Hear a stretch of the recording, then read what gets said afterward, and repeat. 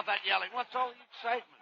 Well, I went to a party last night, Abbott. There were 30 girls there. Not one of them would dance with me or even talk to me. You didn't have any fun then? No, I was as lonesome as Fred Ellen on Sunday night. I thought you were such a big shot with the girls. I don't believe you ever had a girl. Oh, yes, I did, Abbott. I had a very beautiful little blonde once, and everything was swell until one day she ran off to Florida. She married a guy, and now she has 5 children.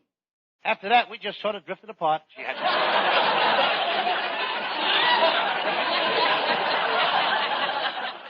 Why don't you speak to my wife, Lou? She knows lots of nice girls. No, your wife don't like me, Abbott. Well, if you hang around with her more, you'll find me. You'll eventually get under her skin. Well, I guess one more lump won't hurt her. How can you talk that way about my wife? Remember the first night you met her? Yes. The minute she walked in the room, I said, there's either an ugly woman or a good-looking man. Costello, do you know you're getting more stupid every day? Gee, thanks, Abbott. I'm glad to know I'm not stagnating. Oh, get it.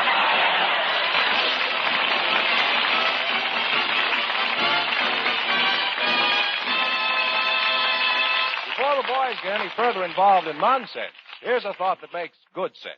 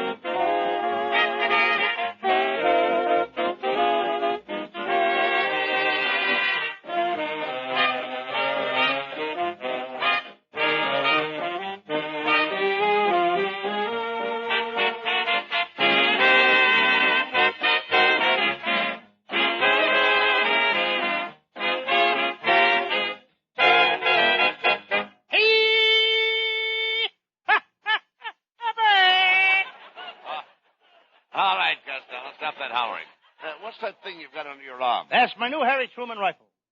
Harry Truman rifle? Yes, a .48 repeater.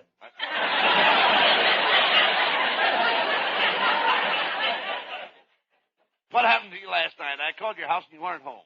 Well, I went to the movies, Abbott. I saw one of those old-time pictures. It was all about the Romans. They had a chariot race in it, and it was won by a guy named Ben Him. Yeah. You dummy, you mean Ben Hur, not him, her. They were all dressed up in them bed sheets. You couldn't tell the hymns from the hers. If you'd gone to school, Lou, you'd known the story of Ben Hur. Did you go to school, Abbott? Oh, certainly. I started in nursery school, then I went to kindergarten. So what? I started in nursery school. I went to kindergarten. And I went from kindergarten to grammar school. So what? I went to kindergarten to grammar school. I went from grammar school to high school. Do you think there'll be a shortage of meatballs this summer? Costello, you've got the brain of a monkey. I'll bet you I have not. Yeah? What do you want to bet? 15 bananas. Trying to insinuate that I'm ignorant? Abbott, you're nothing but a Hollywood character. Oh, what's a Hollywood character? A jerk with a personality. I'll ignore that remark because of your ignorance. Who's ignorant? When I went to school, I specialized in history. I can name off all the most important dates in history. All right, go ahead. Name some important dates. Well, I will. There's 1492, 1776, 1812, 1917, Rita Hayworth. Now, wait a minute. Rita Hayworth is not an important date. Ali Khan seems to think so. Costello, why don't you listen to me? Take my advice once in a while. I'm your friend. I realize that you're an idiot, and I want to assist you, Lou. What good can you do me? You're just an assistant to an idiot. Well, just look at you. You're dumpy, squatty. Now, hold it, Abbott. What do you mean? Hold it. What do you I'll mean? go for so much, and that's all. Now, it's not my fault that I didn't grow tall like the other boys. When I was a little boy over in Scotland, I used to play the bagpipes, but it gave me pneumonia. Wait a minute. Now, look. Wait a minute. How could playing the bagpipes give you pneumonia? There was a leak in the bag, and the air kept blowing up my kilts.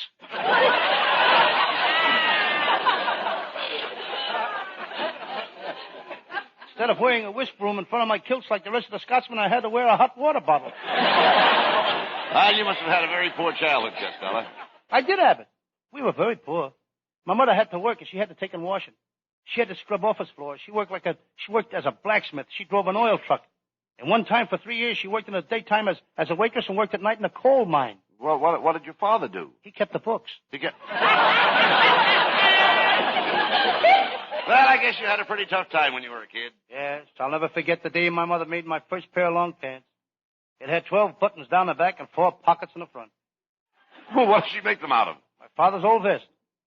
I was the only kid in school that had a watch fob hanging from her knee.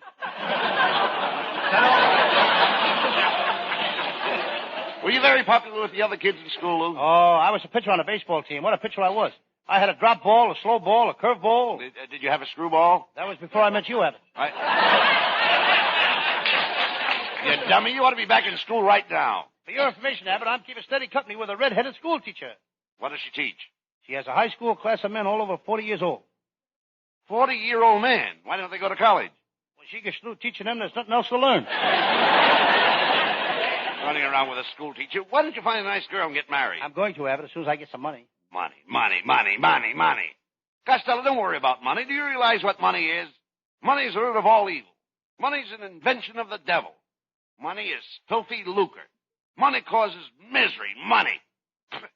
That's what I think of money. May the Bank of America have mercy on your soul.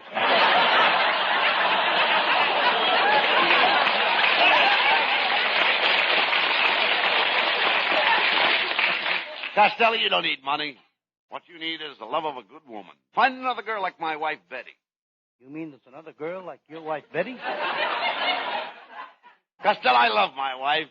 My Betty's a real cookie. Your wife is a cookie? That's right. Abbott, you just set baking back 20 years.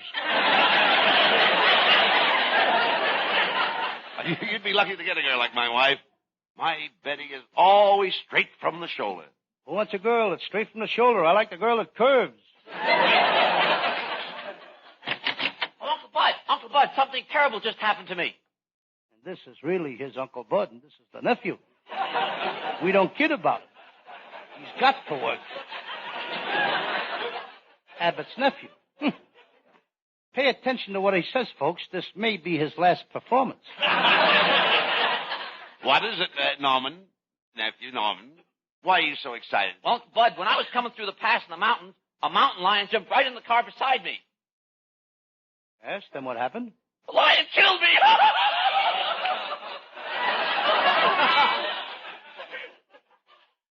Wait a minute, Norman. You're not dead. Stop crying. You're working on the Abbott and Costello show. You're still living. You call this living?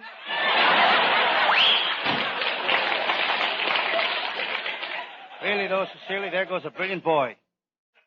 His brain is on a slow boat to the Mayo Brothers. Now, you lay off, Norman. He's a very intelligent boy. He's always studying, reading. Wouldn't hurt you to do a little reading once in a while. Oh, Abbott, I do plenty of reading. When I was 7 years old, I started my first book, Little Red Riding Hood.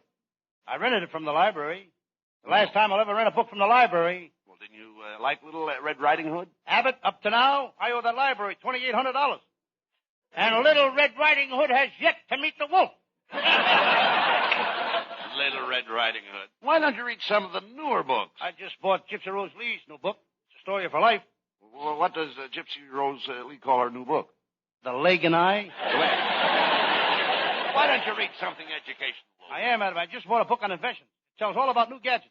I bought one yesterday for my Aunt May. What kind of a gadget did you buy for your Aunt May? It's a new girdle that's made from surplus paratroopers' harness. And it's a handy little thing. At night, she doesn't have to undress. She doesn't? No, she just jumps off the top of the dresser and pulls the ripcord. That's ridiculous. But, hey, I understand you're working on some kind of a silly invention yourself. And my invention is all finished, too, Abbott. It's a new kind of perfume. And all the girls in Hollywood are going to go crazy about it. All the girls in Hollywood are going crazy about your perfume? Why? It smells like money.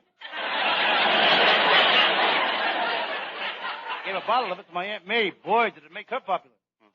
Your Aunt May was never popular. Is that so? Back in Patterson, New Jersey, she was so popular, every guy in town used to drink champagne out of her slipper. And what did it get her? She's got the only big toe in the world that belongs to Alcoholics Anonymous.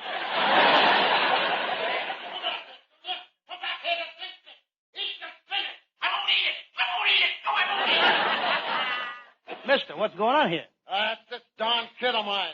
He won't eat his spinach. Junior, you've got to eat your spinach. I ain't gonna do it. I don't like spinach.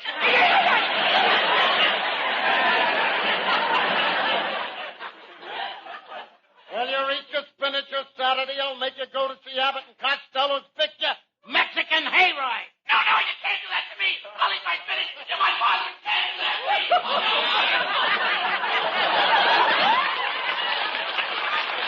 Abbott, I'd like to take that kid over to Santa Anita Saturday. What for? I want to drop him in a claiming race. Oh, hello, boy. Hey, look, Costello, it's Viola. Viola, you look very lovely tonight. Viola, I understand that you and Costello had a date last night. Where'd you go? Well, Costello had a terrible time making up his mind where to take me. Well, you see, I was trying to make up my mind between Ciro's and the Macombo. But we finally went. Where? To a hamburger stand between Ciro's and the Mocambo. Well, don't you worry, Viola. After we're married, things will be different. We'll have lots of little ones, and they'll all look like me. Oh, gee, I'd always planned on having children. I'd plan on having a few laughs here. Are you sure you're reading the same script? Lou, you shouldn't be jealous of me. I don't want to be a comedian. I don't want to make people laugh. Okay, then you read my lines. Costello, you can't be funny without me. You need me. Why, where would Edgar Bergen be without Charlie McCarthy? Where would Amos be without Andy? That's true. Certainly. One thing goes with another. Like Dorothy Lamour. Where would she be without her sarong? I don't know, but I sure would like to be there. Costello, I think you're girl crazy. I'm not the girl for you. Viola, you can't leave me. What would I do without you? Don't worry about that. I'll fix you up with a girlfriend of mine. Oh, you'll be just crazy about this girl. When she meets you, she'll rush over and she'll throw her arms around you like this. And she'll squeeze you like this. Yes. And she'll kiss you like this. And this. And this. And this. There. Now, what do you think of that? When am I going to meet this girl?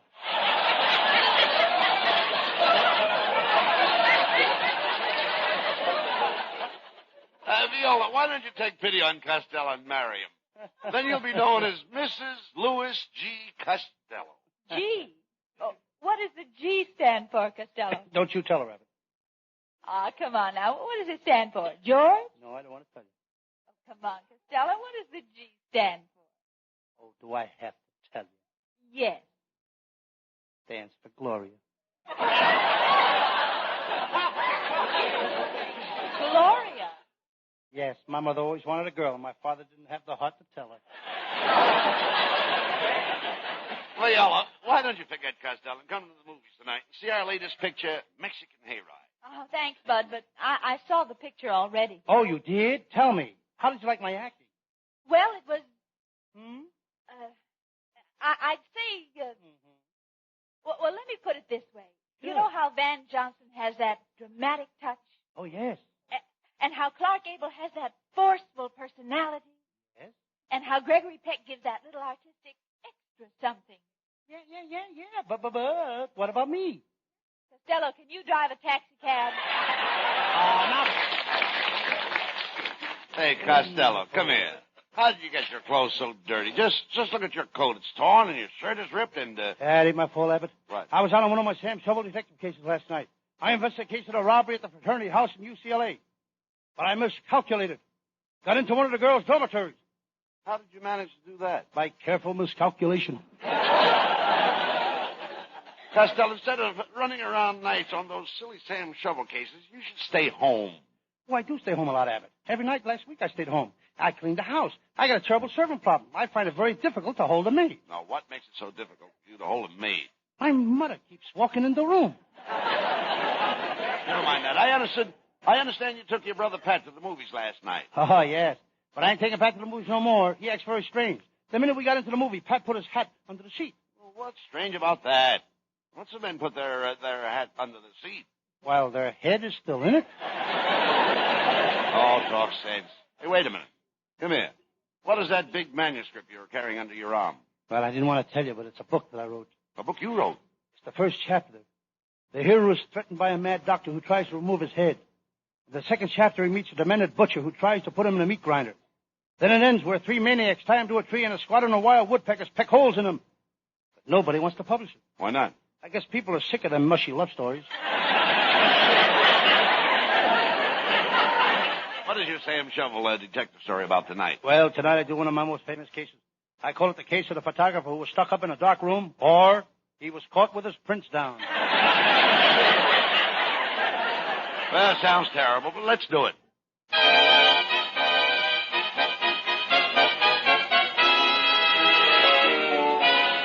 And now, the makers of Bebop Bubble Bath present the adventures of Sam Shovel, Private Detective. But first, a word about our product, Bebop Bubble Bath.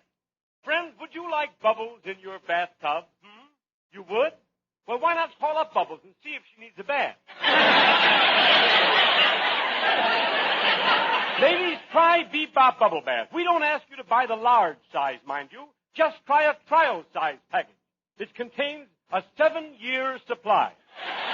You'll find that if you use Bebop Bubble Bath every day for 7 years, you'll have skin just like a baby. A baby alligator. Listen to what people all over the country are saying about Bebop Bubble Bath. In Kansas. Give me Bebop Bubble Bath. In New Jersey.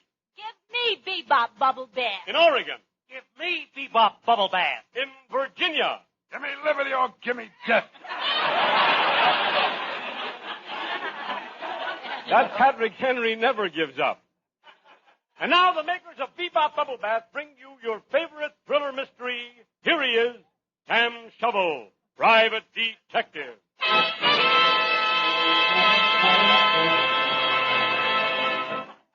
Yes? I'm Sam Shovel. Sam Shovel, Private Detective. The detective business has been mighty slow lately. Last night, having nothing to do, I went to a big public library and buried my nose in a book. This morning, I had a heck of a job finding it. I forgot what book I buried it in.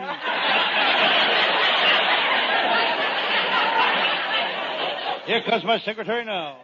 Did you call me, Mr. Shovel? Don't be silly. Why should I call you Mr. Shovel? My name is Mr. Shovel. By the way, Miss Jones, did you find the file on that crook Joe Kirk? What's his name? Who? Joe Kirk. Never heard of him. Miss Jones, you and I have got to work late in the office tonight. Are you prepared? Oh, yes. I brought my brass knuckles, my fencing mask, and a baseball bat. Clever girl. She's so stylish. She was voted one of the 10 best-dressed women in Azusa.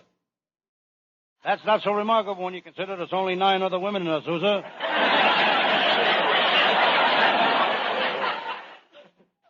Suddenly, the inter-office communication system buzzes. It's my secretary. She speaks. Mr. Shovel, there are 2 men here to see you about a case. Mr. Cohen and Chief Lightfoot Running Deer. I'll see the Indian first. You can go in now, Mr. Cohen. The cops have certainly got their hands full these days. Full of 5s, 10s, 20s. I think of my pal, Lieutenant Abbott of the Homicide Squad. Abbott has been on the police force for 20 years. He knows which side his bread is buttered on. He can take any piece of bread and say, this side is buttered. Sam, I'm on the trail of Zeke, hillbilly moonshiner, burglar. Lieutenant Abbott, I'll be glad to help you. What do you want? Well, you've seen Zeke. Give me a thumbnail description of him. Well, he uses liquid polish, and his cuticle is pushed way back. Sam, I want you to go with me to the Ozarks. I've got to capture Zeke. It'll be a dangerous trip. Those hillbillies are strange people. They're always arguing, shooting and farming. Yep, shooting, fighting, and fertilizing. Come on, Sam, we're heading for the hill.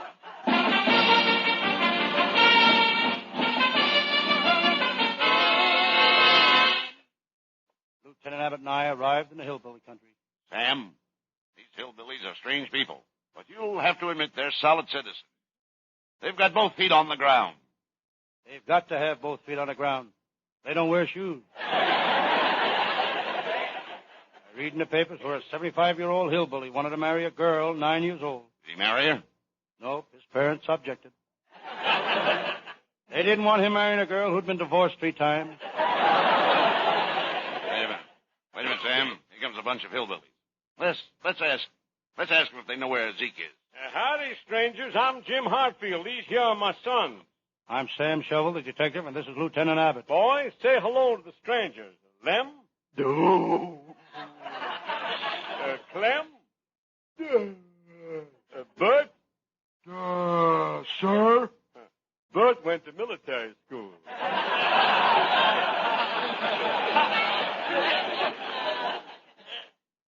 I don't like the looks of these guys, Abbott. Skinny one has got an ear of corn and 2 pumpkins. So what? They're farmers, and farmers have corn and pumpkins. Thrown out of their heads? Well, gotta go now. We're working on a farm. 2 weeks ago, we dug a hole. Last week, we dropped the seed in it. Today, we're going to cover it up. Do you always work that hard? Yeah. Except when the weather gets bad, then it slows us up a little. So long. Boy, is that guy lazy. If he was a chicken, eggs and television sets would be the same price. Never mind him, Sam. We've got to find Zeke, the moonshiner.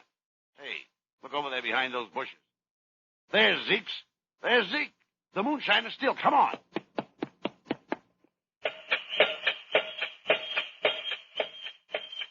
Hey, look. There's Zeke. He's making corn liquor. He's jumping up and down on the corn, crushing it. Hold on there, Zeke. Got you covered. You're under arrest. Stop mashing that corn with your feet. What are you doing? I'm making some 90 proof corn liquor. And tomorrow I'm going to make some that's 100 proof. How do you do that? For that, I take off my shoes. Zeke, how do you make that corn liquor? Well, first I mash up the corn. Then I dump in a gallon of turpentine. Then a gallon of Clorox. 2 quarts of juniper juice. Don't you put no alcohol in it? Why? Ruin the taste? Zeke, we're taking you to jail. Sam, grab some of that moonshine for evidence. You better taste it to make sure we got the right stuff. Lieutenant Abbott, you know I never touch the stuff. So you're a brave detective, eh? Sam Shovel, eh? Go ahead, you coward. Taste it. That stuff will grow hair on your chest. He's only kidding, Sam. Go ahead and taste it. Okay.